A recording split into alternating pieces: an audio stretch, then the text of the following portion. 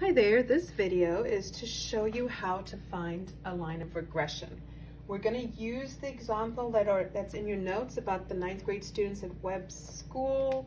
They go on a backpacking trip. The body weight is going to be our explanatory variable, and our backpack weight is going to be the response variable. So our body weight would be on our x-axis if we were graphing it, and the backpack weight is going to be on the y-axis if we were graphing that. And we're going to try and find the least squares regression line, which is the line that's going to give us our best fit.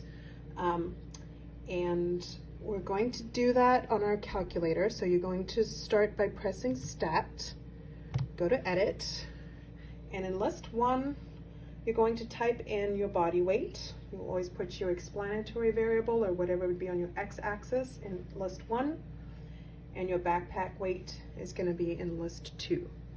Pause the video, go ahead and enter those into your calculator.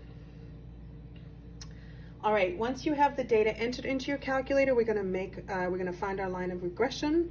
So you're going to press Stat, go over to Calc, and then we have a few choices here. The first one is number 4 that says line of regression. The other one is 8, which is line of regression. Both of them are going to give you the same thing.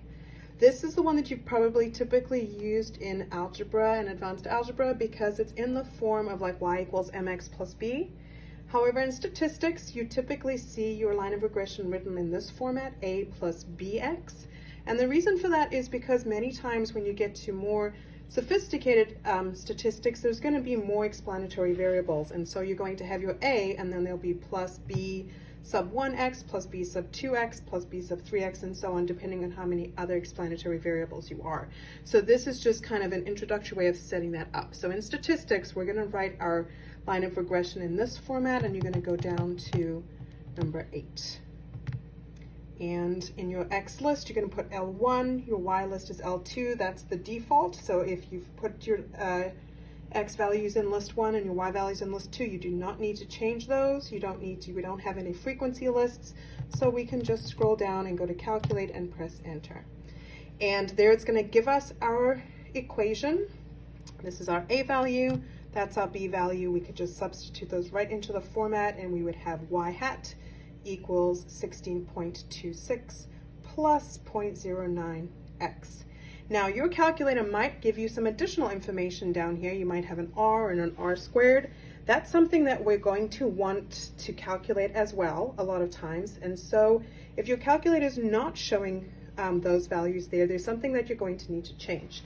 If your calculator is showing your R and your R squared here, awesome. The R is your correlation coefficient that we talked about in your previous lesson, and R squared is something called the coefficient of determination, which we're going to talk about in the next lesson.